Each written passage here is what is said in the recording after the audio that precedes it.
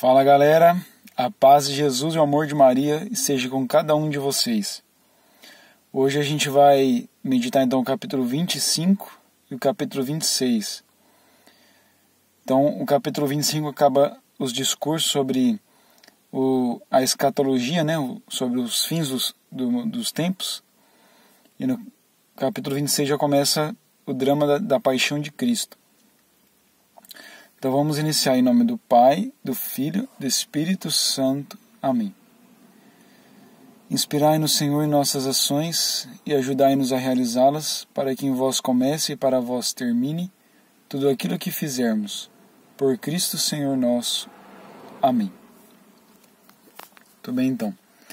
Agora a gente vai no capítulo 25 do Evangelho de São Mateus, que vai dizer o seguinte: Então, o reino dos céus será semelhante a 10 virgens, que saíram com suas lâmpadas ao encontro do esposo. 5 dentre elas eram tolas, e 5 prudentes. Tomando suas lâmpadas, as tolas não levaram óleo consigo. As prudentes, todavia, levaram de reserva vasos de óleo junto com as lâmpadas. Tardando o esposo, cochilaram todas e adormeceram. No meio da noite, porém, ouviu-se um clamor: Eis o esposo, ide-lhe ao encontro. E as virgens levantaram-se todas e prepararam suas lâmpadas. As tolas disseram às prudentes: Dai-nos de vosso óleo, porque nossas lâmpadas se estão apagando. As prudentes responderam: Não temos o suficiente para nós e para vós. É preferível irdes aos vendedores a fim de o comprar para vós. Ora, enquanto foram comprar, veio o esposo. As que estavam preparadas entraram com ele para a sala das bodas, e foi fechada a porta. Mais tarde, chegaram também as outras, e diziam: Senhor, Senhor, abre-nos. Mas ele respondeu: Em verdade vos digo, não vos conheço. Vigiai, pois, porque não sabeis nem o dia, nem a hora. Agora, versículo 14. Será também como um homem que, tendo de viajar, reuniu seus servos e lhes confiou seus bens. A um deu 5 talentos, a outro 2, a outro 1, segundo a capacidade de cada um. Depois partiu. Logo em seguida, o que recebeu 5 talentos negociou com eles, fê-los produzir e ganhou outros 5. Do mesmo modo, o que recebeu 2 ganhou outros 2. Mas o que recebeu apenas 1 foi cavar a terra e escondeu o dinheiro de seu senhor. Muito tempo depois, o senhor daqueles servos voltou e pediu-lhes contas. O que recebeu 5 talentos aproximou-se e apresentou outros 5. Senhor, disse-lhe, confiaste-me 5 talentos. Eis aqui outros 5 que ganhei. Disse-lhe seu senhor: Muito bem, servo bom e fiel. Já que foste fiel no pouco, eu te confiarei muito. Vem regozijar-te comigo, com teu senhor. O que recebeu 2 talentos, adiantou-se também e disse: Senhor, confiaste-me 2 talentos. Eis aqui os 2 outros que lucrei. Disse-lhe seu senhor: Muito bem, servo bom e fiel. Já que foste fiel no pouco, eu te confiarei muito. Vem regozijar-te com teu senhor. Veio, por fim, o que recebeu só 1 talento. Senhor, disse-lhe, sabia que és um homem duro, que colhes onde não semeaste, e recolhes onde não espalhaste. Por isso, tive medo, e fui esconder teu talento na terra. Eis aqui, toma o que te pertence. Respondeu-lhe seu senhor: Servo mau e preguiçoso, sabias que colho onde não semeei, e que recolho onde não espalhei. Devias, pois, levar meu dinheiro ao banco, e à minha volta eu receberia com juros o que é meu. Tirai-lhe este talento, e dai-o ao que tem 10. Dar-se-á ao que tem, e terá em abundância. Mas ao que não tem, tirar-se-á mesmo aquilo que julga ter. E a esse servo inútil, jogai-o nas trevas exteriores. Ali haverá choro e ranger de dentes. Agora, no versículo 31. Quando o Filho do Homem voltar na sua glória, e todos os anjos com ele, sentar-se-á no seu trono glorioso. Todas as nações se reunirão diante dele, e ele separará uns dos outros, como o pastor separa as ovelhas dos cabritos. Colocará as ovelhas à sua direita, e os cabritos à sua esquerda. Então o rei dirá aos que estão à direita: Vinde, benditos de meu Pai, tomai posse do reino que vos está preparado desde a criação do mundo. Porque tive fome e me destes de comer, tive sede e me destes de beber. Era peregrino e me acolhestes, nu e me vestistes, enfermo e me visitastes, estava na prisão e viestes a mim. Perguntar-lhe-ão os justos: Senhor, quando foi que te vimos com fome e te demos de comer, com sede e te demos de beber? Quando foi que te vimos peregrino e te acolhemos, nu e te vestimos? Quando foi que te vimos enfermo ou na prisão e te fomos visitar? Responderá o rei: Em verdade vos declaro, todas as vezes que fizestes isto a um destes meus irmãos mais pequeninos, foi a mim mesmo que o fizestes.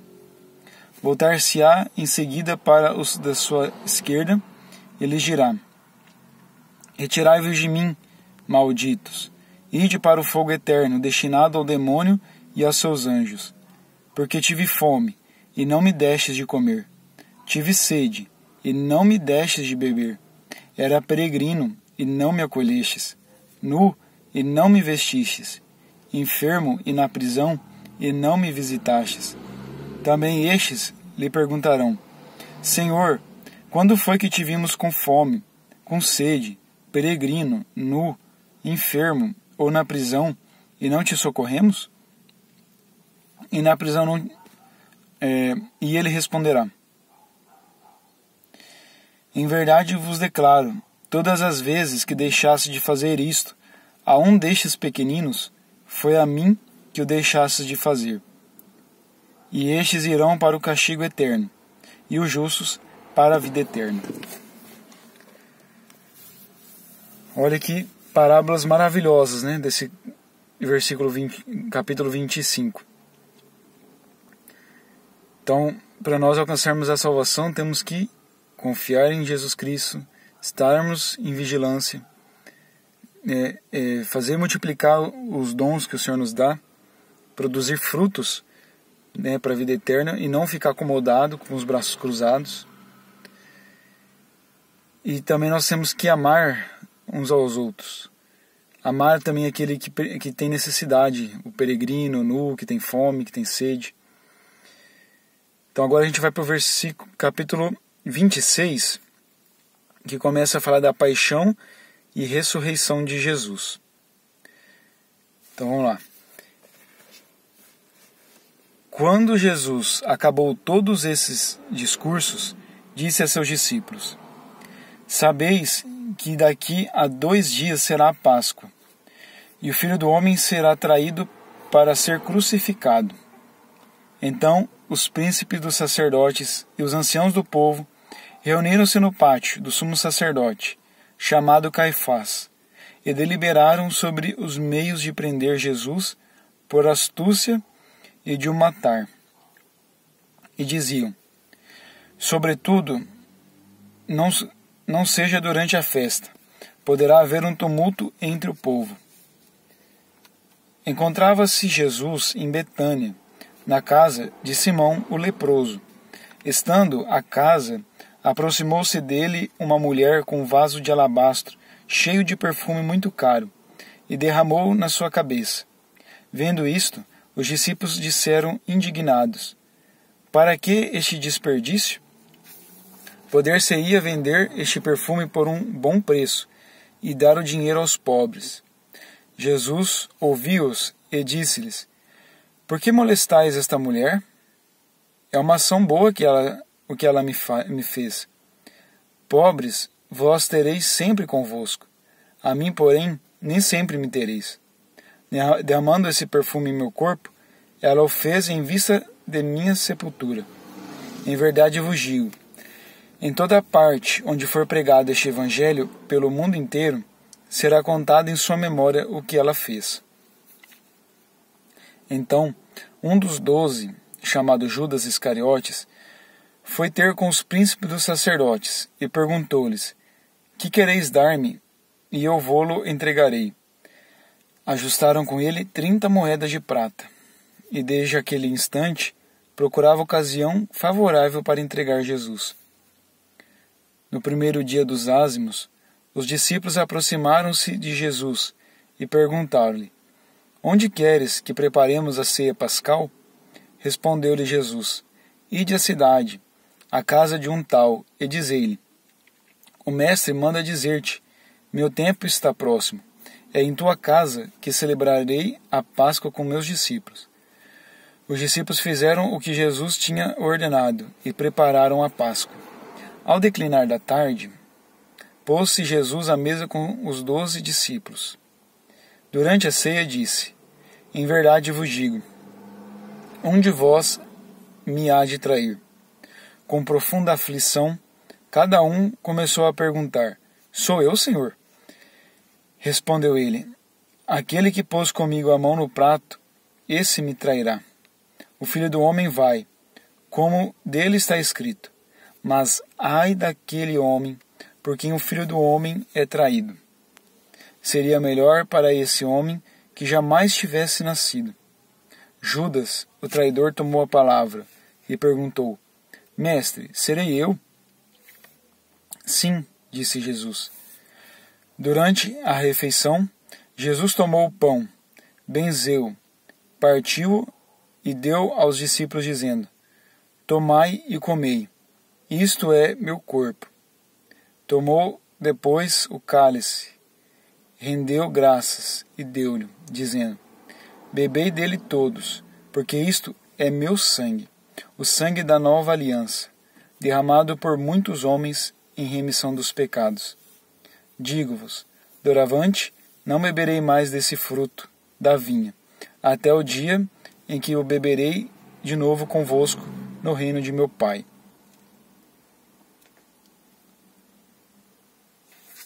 Depois do canto dos salmos, dirigiram-se eles para o Monte das Oliveiras. Disse-lhes então Jesus: Esta noite serei para todos vós uma ocasião de queda, porque está escrito: Ferirei o pastor e as ovelhas do rebanho serão dispersadas. Mas, depois da minha ressurreição, eu vos precederei na Galileia. Pedro interveio: Mesmo que sejas para todos uma ocasião de queda, para mim jamais o serás. Disse-lhe Jesus: Em verdade te digo, nesta noite mesma, antes que o galo cante, 3 vezes me negarás. Respondeu-lhe Pedro: Mesmo que seja necessário morrer contigo, jamais te negarei. E todos os outros discípulos diziam-lhe o mesmo. Retirou-se Jesus com eles para um lugar chamado Getsêmani e disse-lhes: Assentai-vos aqui, enquanto eu vou ali orar. E tomando consigo Pedro e os 2 filhos de Zebedeu, começou a entristecer-se e a angustiar-se. Disse-lhes então: Minha alma está triste até a morte. Ficai aqui e vigiai comigo. Adiantou-se um pouco e, prostrando-se com a face por terra, assim rezou: Meu Pai, se é possível, afasta de mim este cálice. Todavia, não se faça o que eu quero, mas sim o que tu queres. Foi ter então com os discípulos e os encontrou dormindo. E disse a Pedro: Então, não pudestes vigiar 1 hora comigo? Vigiai e orai, para que não entreis em tentação. O espírito está pronto, mas a carne é fraca. Afastou-se pela 2ª vez e orou, dizendo: Meu Pai, se não é possível que este cálice passe sem que eu o beba, faça-se a tua vontade. Voltou ainda e os encontrou novamente dormindo, porque seus olhos estavam pesados. Deixou-os e foi orar pela 3ª vez, dizendo as mesmas palavras. Voltou então para os seus discípulos e disse-lhes: Dormi agora e repousai. Chegou a hora. O Filho do Homem vai ser entregue nas mãos dos pecadores. Levantai-vos, vamos. Aquele que me trai está perto daqui. Jesus ainda falava, quando veio Judas, um dos 12, e com ele uma multidão de gente, armada de espadas e cacetes, enviada pelos príncipes dos sacerdotes e pelos anciãos do povo. O traidor combinara com eles este sinal: aquele que eu beijar é ele, prendei-o. Aproximou-se imediatamente de Jesus e disse: Salve, mestre, e beijou-o. Disse-lhe Jesus: É então para isso que vens aqui? Em seguida, adiantaram-se eles e lançaram mão em Jesus para prendê-lo. Mas um dos companheiros de Jesus desembainhou a espada e feriu um servo do sumo sacerdote, decepando-lhe a orelha. Jesus, no entanto, lhe disse: Embainha tua espada, porque todos aqueles que usarem da espada, pela espada morrerão. Crês tu que não posso invocar meu Pai, e ele não me enviaria imediatamente mais de 12 legiões de anjos? Mas, como se cumpririam então as Escrituras, segundo as quais é preciso que seja assim?